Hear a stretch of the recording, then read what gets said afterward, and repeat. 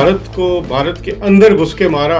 आप जितना इनको जलील करेंगे उतनी ही आपकी इज्जत करेंगे। वो हल्का है यारा तो रेशम की तरह नर्म, रज़्म हक़ व बातिल हो तो फौलाद है मोमिन। अरनाब जो है वो माउथ पीस है रॉ का। भारत आलमी सफारती तन्हाई का शिकार हो चुका है। हमारा दुश्मन बहुत गंदा है, बहुत गलीज है। हमारी फौज ने क्या किया, उन्होंने कहा जी हम हमला कर देंगे, इन्होंने कहा आओ तुम्हारी ऐसी की तैसी। सियासी मैदान की हर बड़ी खबर से आगाह रहने के लिए हमारे चैनल आजाद सियासत को सब्सक्राइब करें और बेल आइकन को प्रेस करें। बिस्मिल्लाहिर्रहमानिर्रहीम। मैं हूं अजहर जावेद आज़ाद डिजिटल पॉडकास्ट के साथ, और आज का ये पॉडकास्ट हम नाम कर रहे हैं अहमद हसन अरबी के, जो हमारे वैसे तो रेगुलर साथी हैं इस प्रोग्राम में, लेकिन पिछले 2 हफ्ते ये एक महाज पे गए हुए थे और उस महाज से ये गाजी होके आए हैं। और आज से मैंने इनका नाम गाजी अहमद हसन अरबी रखा है, क्योंकि जिस तरह इन्होंने इंडिया के साथ इंडिया के मीडिया पे जाकर उनके घर में घुस के मारा उनको, और इनके जो ताबड़तोड़ हमले थे, जो इनकी सर्जिकल स्ट्राइक्स थी, उन्हीं की वजह से भारत इस हद तक मजबूर हो गया कि उसने अपनी जो टीवी की सरहदें हैं, जो अपने न्यूज़ चैनल्स की सरहदें हैं, उनको बंद कर दिया, ब्लैकआउट कर दिया। उन्होंने कहा नहीं, अब कोई पाकिस्तानी और भी नहीं आएगा, तो अहमद भी नहीं आएगा और कोई और पाकिस्तानी भी नहीं आएगा। तो इस सारी सफ़र की रवादात, बल्कि इस मीडिया वॉर की रवादात सुनाने के लिए आज हम ज्वाइन कर रहे हैं Ahmad. Welcome to the show. Thank you so much Azhar भाई, बहुत शुक्रिया। अहमद, अब देखें, आपको बहुत सारे लोग सुन रहे होते हैं टीवी पे, बहुत सुना आप लोगों ने आपको, आपने जिस तरह डिफेंड किया उसकी मेरे ख्याल है शायद मिसाल नहीं मिलती। और ख़ास तौर पे भारत के अंदर घुस के मारा। कैसे शुरू हुआ ये सारा जो कहानी है, किस्सा है, जब पहलगाम का एक इल्ज़ाम लगाया गया पाकिस्तान पर, बल्कि इन्हीं प्रोग्रामों में आप भी डिस्कस करते रहे, हम भी डिस्कस करते रहे कि ये चीज़ें जाएंगी इस तरफ और भारत प्लान कर रहा है। What's your take on it?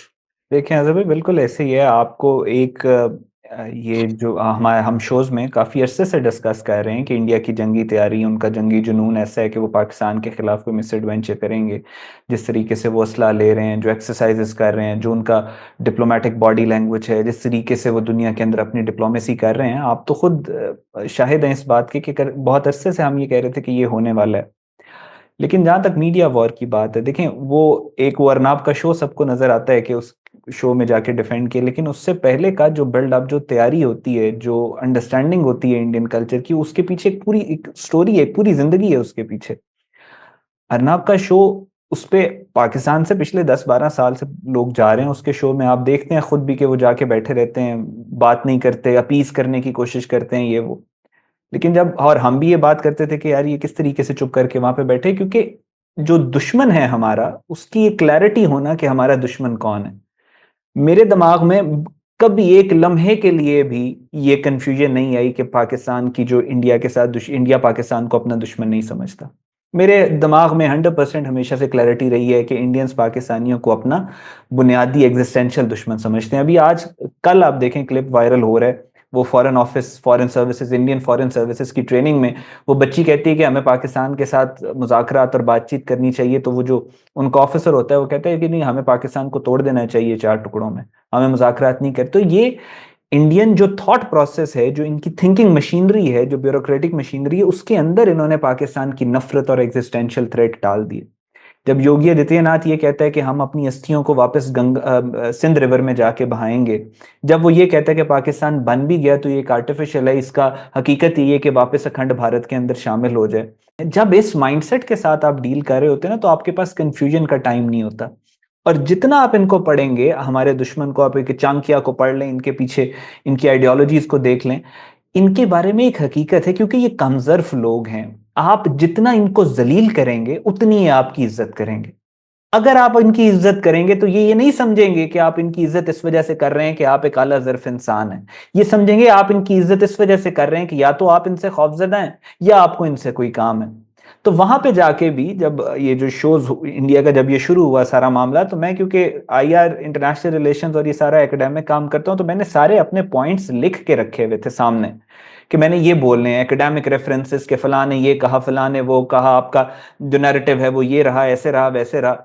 लेकिन जब आप when you interact with them, हमेशा से ये होता है जब इनके साथ, जब अरनाब मेरे मुंह पे आके मुझे ये कह रहा है कि कश्मीर तो हम ले लेंगे, कश्मीर तो हमने लेना है, आप कुछ कर नहीं सकोगे, तो फिर मैंने कहा बच्चे ऐसे तो नहीं लोगे, जब तक मैं बैठा हूं ये तब तक तो मैं नहीं सुनूंगा, जब तक मैं जिंदा हूं। तो फिर मैंने वो जो एकेडमिक रिसर्च थी वो मैंने साइड पे रखी। मैंने कहा तुम्हारी ऐसी की तैसी। फिर इनको जलील किया। अब जब इनको आप जलील करते हैं इनकी ऑडियंस के सामने, तो इनके पल्ले तो कख भी नहीं है। ये इनका सारा अखंड भारत का नजरिया वो भी फेक है, इनकी हिंदू राष्ट्र भी फेक है, इनकी तारीख भी आप देखते हैं ना किस तरीके से अपनी, इंडिया में कौन सी ऐसी सड़क या कौन सा ऐसा इलाका, कौन सा शहर है, मोहल्ला है जिसके अंदर किसी सड़क का नाम मुसलमान हुक्मरान के नाम पे ना हो। तो इनका वो जो खौफ है, उसको जब आप इनकी इंफीरियोरिटी कॉम्प्लेक्स को टारगेट करते हैं तो फिर इनकी चीखें निकलती हैं, और वो भी उस वक्त कि जब इतना चार्ज एनवायरनमेंट और जंग का माहौल हो, उसमें जब आप इनको जलील करते हैं, इनको इनकी औकात वाजे कराते हैं, इनके जो इन्होंने जो फॉल्स गॉड्स बनाए हुए हैं अपने, कि हम जी इंडिया दुनिया की बेहतरीन ताकत है, और जी इंडिया सबसे ताकतवर मुल्क है, और हमारी जो आरएसएस और अखंड भारत को तो पूरी दुनिया में एक्सेप्टेबिलिटी है, और हम तो सुपीरियर सनातन धर्म तो सुपीरियर एक कल्चर है, और मुसलमान तो हमारे गुलाम रहेंगे, और ये वो जब आप इनका मुंह तोड़ते हैं और इनको हकीकत दिखाते हैं, तो जाहिर है फिर ये लोग अफोर्ड नहीं कर सकते, फिर चीखते हैं, फिर पाबंदियां लगवाते हैं, फिर ऐसे हड़बड़ी के अंदर केओस मचाते हैं। मेरे पे पाबंदियां लगाई, पाकिस्तान के जो जितने अकाउंट हैं जो इनको सपोर्ट भी करते रहे, उन अकाउंट्स के ऊपर भी पाबंदियां लगा दी। तो आप क्लियरली देख सकते हैं कि इनमें पैनिक और खौफ बहुत ज्यादा है। अहमद, आप पे सबसे पहले पाबंदी लगी, उसके बाद बाकियों पे भी लग गई, जी। और बाकी कहते हैं कि आपकी वजह से लग गई।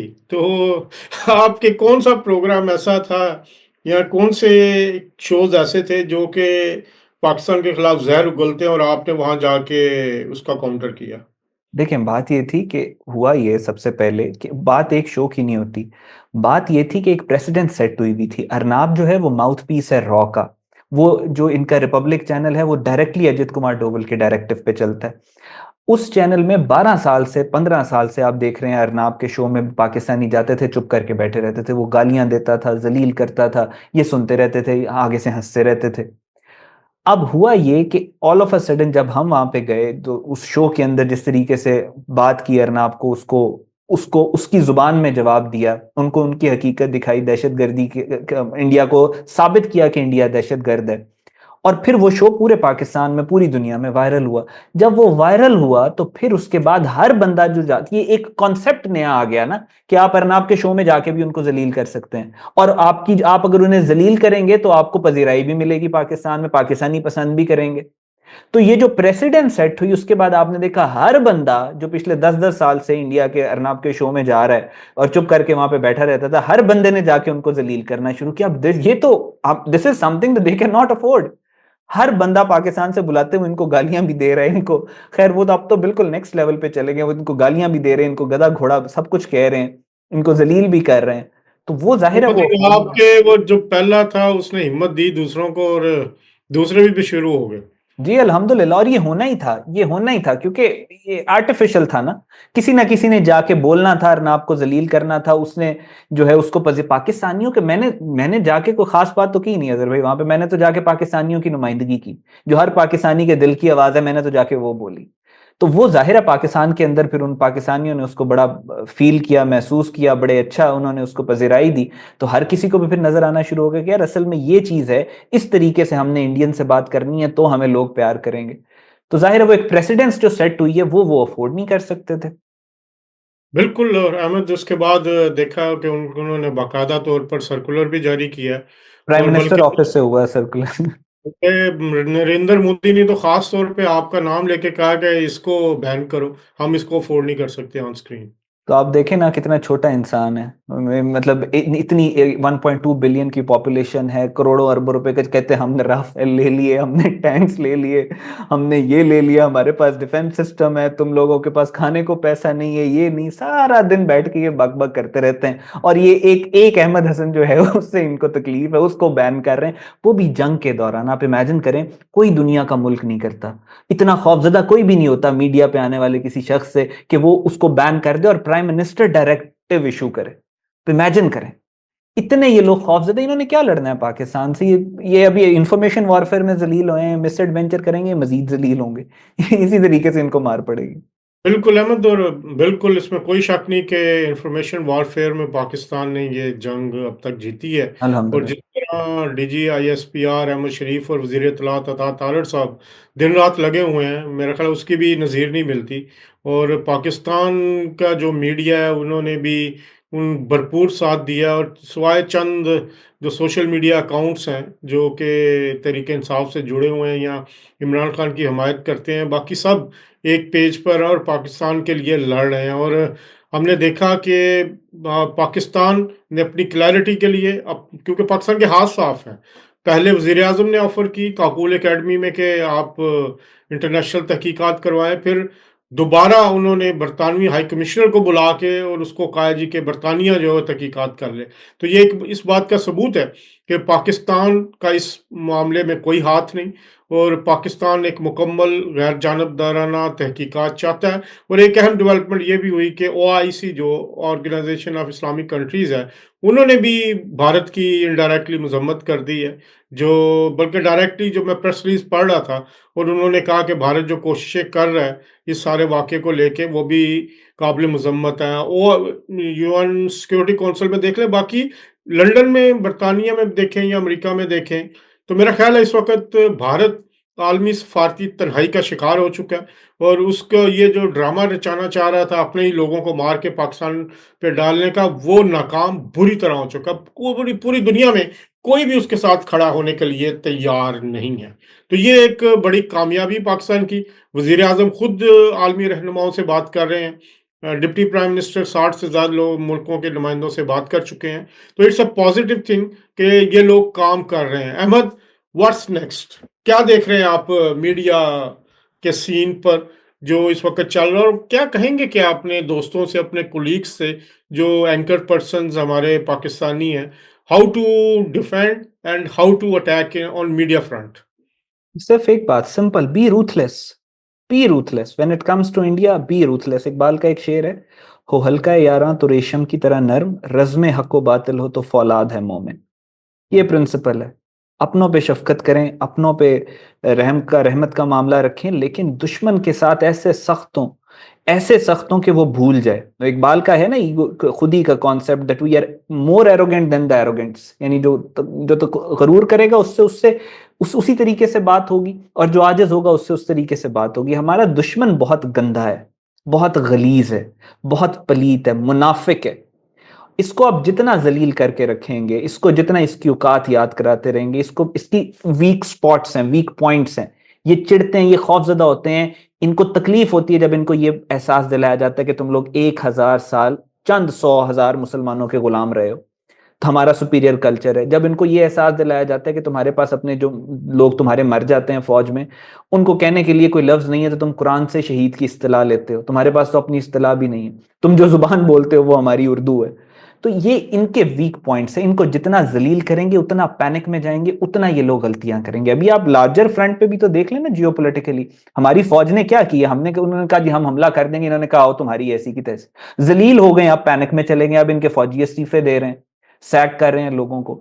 तो जो मेरा यही एक बात यहां पे मैं कैटेगोरिकली कहना चाहता हूं कि इस वक्त जो पाकिस्तान के लिए लड़ नहीं रहा, चाहे वो मीडिया में हो, चाहे पॉलिटिकल पार्टीज में हो, चाहे दुनिया के किसी सेगमेंट में हो, आज जो पाकिस्तानी पाकिस्तान के लिए खलूस नीयत के साथ अनकंडीशनली नहीं लड़ रहा, वो इररेलेवेंट हो गया है।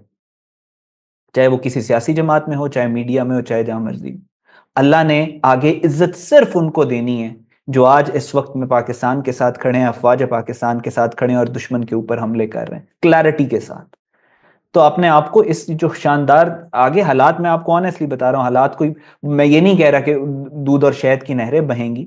ये जो स्कर्मिश हुई है पिछले 12 दिनों में पाकिस्तान इंडिया की, ये वेकअप कॉल है पाकिस्तान के लिए। हम अपने दुश्मन को भूल चुके थे, अंदर इतने डिवाइडेड थे कि हमारी जी PTI भी दुश्मन है और नून लीग भी दुश्मन, और ये सियासी और प्रोविंशियल हमारा जो इख्तलाफात थे उसमें हम लोग इतने ज्यादा एम्ब्रॉयल्ड थे कि हम असली दुश्मन से पीछे। अल्लाह ने हमें हमारा असली दुश्मन दिखा दिया। और अगर ये हमला, अभी तो बिल्कुल पैनिक्ड हैं, खौफजदा हैं, केओस में हैं, तैयारी नहीं है, इस्तीफे आ रहे हैं जंग के, फिर भी मिस एडवेंचर का थ्रेट अभी भी मौजूद है, और ये मिस एडवेंचर के बाद बात रुकेगी नहीं। इन्होंने पानी हमारा रोक लिया है, पानी हमारा रोकेंगे, ये पाकिस्तान के वजूद को तस्लीम नहीं करते, ये आज नहीं तो कल पाकिस्तान पे बड़े हमले और जंग करेंगे, अभी नहीं तो 6 महीने बाद, नहीं तो साल बाद, इन्होंने करना ही करना है। तो लिहाजा ये अल्लाह की तरफ से हमें टाइम मिला है कि हम यूनाइट हों, अपनी डायरेक्शन, अपनी सिमत का फैसला करें, अपने दुश्मन को पहचानें मोस्ट इंपॉर्टेंटली, और अपने मोहसिन के पीछे खड़े और पाक फौज के पीछे खड़े हैं। बिल्कुल सही अहमद। और अभी जो आपने एक बात की ना कि हमारा दुश्मन बड़ा बुज़दिल है, इसके मुज़ाहरे तो हमने खुद लंदन में देखे हैं। हाँ जी। रात को टीवी पे शायद उनको फेस कर रहे थे, हमने यहाँ पे पाकिस्तान हाई कमीशन के सामने जो पहला मुजाहरा हुआ, तो जिस तरह वो लोग आए थे इकट्ठे होके, और जिस तरह उनके इरादे थे, और जो इरादा उनका था वो बड़ा ख़तरनाक था कि पाकिस्तान हाई कमीशन के हमला इमारत पे कर। हमले करके पाकिस्तानी परचम को खुदा न खास्ता उन्होंने वहाँ से उतारना था। तो जिस तरह हमारे लोग खड़े हुए, हमारे हाई कमीशन के ऑफिसर्स खड़े हुए, और जिस तरह पाकिस्तानी कम्युनिटी ने उस दिन उनका मुकाबला किया, और वो फिर उस तरह दुम दबा के भागे अहमद, आपकी वो मैंने सोच से आपका बाहर। क्लिप देखा था कि आपने उनसे उनका झंडा छीन लिया था, इंडियन से। इस तरह उन्होंने, वो जो आप देखा शायद आपको चीखें, पहले तो वो बड़ा मूंछों को ताए कुछ ताव दे रहे बताओ थे, देगा। फिर जब वो पुलिस ने पकड़ा तो उन्होंने जिस तरह चीखें मारी हैं, तो हम्म। ये डरपोक है। और उसके बाद शायर। इनकी, उन्होंने छुप के हमला करते हैं। अगले दिन सुबह सुबह 4 साढ़े 4 बजे हमला किया इमारत पे पाकिस्तान की, और शीशे तोड़े। और अभी भी जो मुझे खबर है, हाई कमीशन के सोर्सेज ने भी बताया है कि सीरियस थ्रेट है पाकिस्तानी हाई कमीशन के ऊपर हमले का, और जो बरतानवी पुलिस है वो इस बारे में खुसूसी हिफाजती इंतजाम भी ले रही है, क्योंकि घटिया दुश्मन है, और घटिया दुश्मन जो है वो छुप के वार करता है, तो ये भी अंधेरे में वार करने की कोशिश करते हैं। लेकिन अहमद, एक बात बताऊं मैं आपको, बड़े अरसे के बाद मुझे सुकून मिला। सुकून इसलिए मिला कि जो ओवरसीज पाकिस्तानीज ने किरदार अदा किया है ना पिछले या 2 हफ्ते, वो भी रिमार्केबल है। ऐसे ही जिस है। तरह ये लोग एक फैलाया गया था मिथ कि जी सारे तरीके इंसाफ के साथ हैं और कोई भी फौज के साथ खड़ा नहीं होगा। यकीन करें, मेरी 20 साल सहाफ़ती ज़िंदगी है लंदन में, ओवरसीज़ में हो गई है। मैंने ऐसा जोश व जज्बा पाकिस्तानियों में, ओवरसीज़ पाकिस्तानियों में नहीं देखा।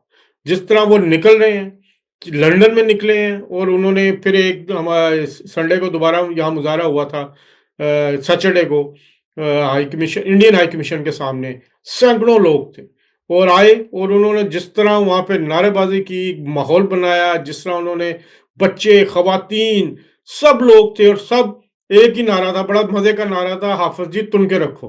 और वो सब लोग जो है वो आर्मी चीफ, आईएसआई के नारे लगते रहे, और लंदन की सरजमीन पर, यूरोप पेरिस में 2 मुजाहरे हो चुके हैं, और बहुत बड़े मुजाहरे हुए हैं पाक फौज के हक में।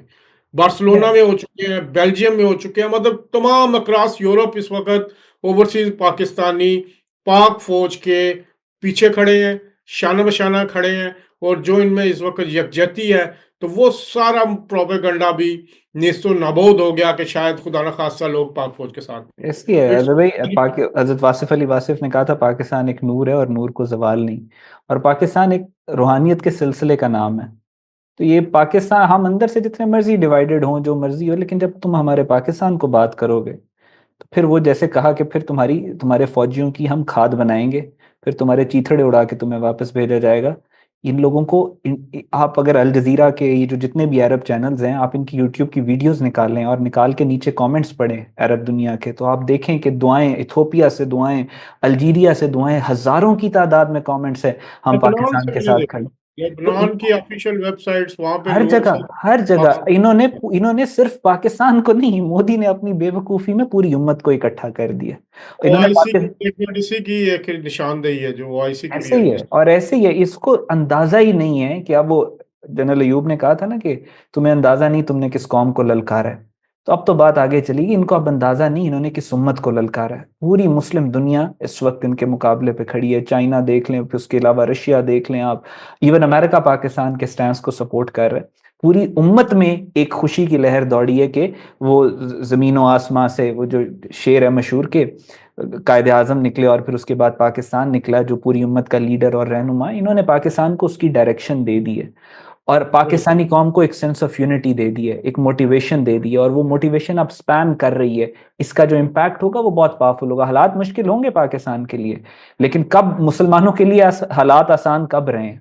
और इन्हीं बिल्कुल, मुश्किल हालात से फिर अल्लाह ताला एक ऐसी कौम रेज़ करता है कि जो फिर सदियों तक पूरी उम्मत की गैरत की, इज़्ज़त की, शुजाअत की हिफाज़त करती है। पाकिस्तान उस टर्निंग पॉइंट के ऊपर आ गया। अल्हम्दुलिल्लाह, अल्लाह का शुक्र है कि अब हमें हमारे दुश्मन ने यकजा कर दिया। बिल्कुल अहमद। और मैं सोशल मीडिया अकाउंट्स देख रहा था इंडियंस के, तो वो मुसलमान ममालिक को कोस रहे हैं कि हम आपके साथ खड़े थे, आप हमसे वादे होते थे, हमारे साथ सारी चीज़ें होती थी और सब ये अदर भाई, ये जहालत है ना, ये इनकी स्किज़ोफ्रेनिया, इनको ये समझते हैं पाकिस्तान पे हमला करेंगे और तुर्की इंडिया का साथ देगा। ये पागल है। ये ज़हनी मरीज हैं। ये समझते हैं पाकिस्तान के ऊपर हमला करेंगे, मुस्लिम उम्मत इंडिया के साथ खड़ी होगी क्योंकि इनके कोई इंडिया के पास कोई इकोनॉमिस्ट बेवकूफ है। ये मुसलमानों को जानते ही नहीं है, इन्हें पता ही नहीं है। जी। चले अहमद, बहुत शुक्रिया आपका, काफ़ी टाइम भी लिया और बहुत शुक्रिया। इंशाल्लाह अगले प्रोग्राम में फिर बात होगी। तब जी तक सर, आप अपने जो मीडिया के महाज पे डटे रहें बहुत और शुक्रिया। लगे रहें जिस तरह आप कर रहे हैं। बहुत सारी ख्वाहिशें नेक ख्वाहिशात आपके लिए। बहुत इन शुक्रिया सर। नाज़रीन, ये थे अहमद हसन अरबी, जिनको आप गुज़िश्ता 2 हफ़्ते से बिल्कुल दिन-रात देख रहे हैं, मीडिया के फ्रंट पर पाकिस्तान की तर्जुमानी कर रहे हैं और खुलकर जो हमारा दुश्मन है, अज़ली दुश्मन भारत, उसके परख़च्चे उड़ा रहे हैं। इंशाअल्लाह अगले प्रोग्राम में दोबारा फिर अहमद के साथ ही मुलाकात होगी। तब तक के लिए अल्लाह हाफ़िज़।